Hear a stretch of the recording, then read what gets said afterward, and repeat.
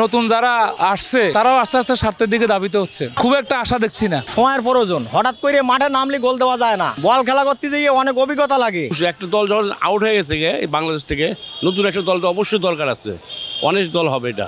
নাগরিক পার্টির প্রতি সবার উচ্ছ্বাস বা আশা ছিল, কিন্তু কালকে তাদের যে কার্যক্রম দেখলাম তাতে আমরা আশাহত হয়েছি। তাদের যে জুলাইয়ের যে স্পিরিট সেটা ক্রমে আস্তে আস্তে নিঃশেষ হতে দেখেছি আমরা। কালকে বিগত সময়ের রাজনৈতিক লোকদের মতো তারাও কালকে বড় একটা রোডে, জাতীয় রোডে আপনার অনুষ্ঠান করে মানুষকে ভোগান্তির শিকার করেছে। হাজার হাজার কালকে পরীক্ষা ছিল বিভিন্ন বিশ্ববিদ্যালয়ের, হাজার হাজার লোক হেঁটে হেঁটে রাস্তা পার হয়েছে। ঢাকা শহরে অন্যান্য মাঠ ছিল, সেখানেও তারা ইচ্ছা করলে এই অনুষ্ঠানটা করতে পারত। বিশ্ববিদ্যালয়গুলোতে আগে বিভিন্ন সংগঠনের একটা ভাতৃত্ব প্রতিম সংগঠন ছিল, কিন্তু এখন এরা নিজেরাই একটা বড় সংগঠন হয়ে গেছে। করাতে বিভিন্ন বিশ্ববিদ্যালয়ে এখন ছাত্রছাত্রীর যে ব্যাপকতা এটা আরো বাড়বে। সবাই মিলে করতে গিয়ে দেখা যায় পড়াশোনার উপরেই তাদের সমস্যা হবে, এবং প্লাস হলো সবাই রাজনীতি করতে চাইবে, এখন আর পড়াশোনা করতে তেমন একটা চাইবে না। এবং যেখানে দেখবে যে অন্যায় সেখানে সবাই ঝাঁপিয়ে পড়ে।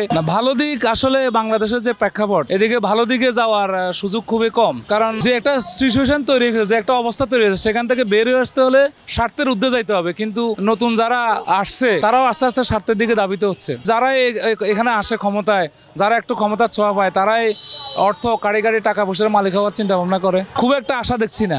কেমন দেখবো বাবা, ছাত্ররা তো নতুন দল করেছে, এটা তো ছাত্ররা তো রাজনীতি করে ঠিকই, কিন্তু রাজনীতি করতে গেলে বহুত সময় লাগে, বুঝতে পেরেছেন? হঠাৎ করে মাঠে নামলাম আর গোল দিলাম, এটা সম্ভব নয়। ওদের যখন যেটা মনে হয় সেইটা করে আর কি। হয়তো ধারণা আছে যে আমরা নতুন করে হয়তো দেশে আপনার হয়তো সংগঠনে কোনো দল নতুন করে গঠন করবে, এইটাই ওদের ধারণা। এইটাই ছাড়া আর কি বলবো আমি।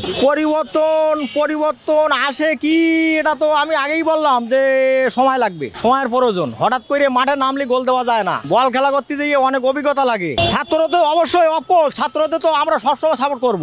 আমরা শক্তি আমরা বল কাজী নজরুলের, আমরা শক্তি আমরা বল, আমরা ছাত্র দল কাজী নজরুলের কবিতা।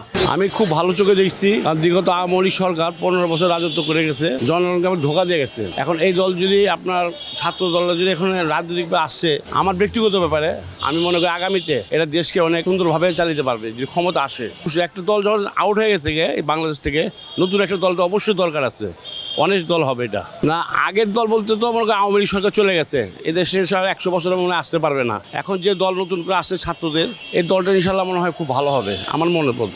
এদের একটু বয়স হতে হবে, 2-4-10 বছর রাজনীতি করতে হবে, তারপরে এরা দেশ আসলে দেশকে উন্নত করতে পারবে। রাজনীতি কিন্তু বিরাট চাপ আছে, দুইটা একসঙ্গে হলে মনে করেন কুলিতে পারবে না। পড়াশোনা শেষ করে যদি আসতে পারে, তাহলে আমার মনে হয় এই দেশ উন্নত হবে এই নতুন দলকে।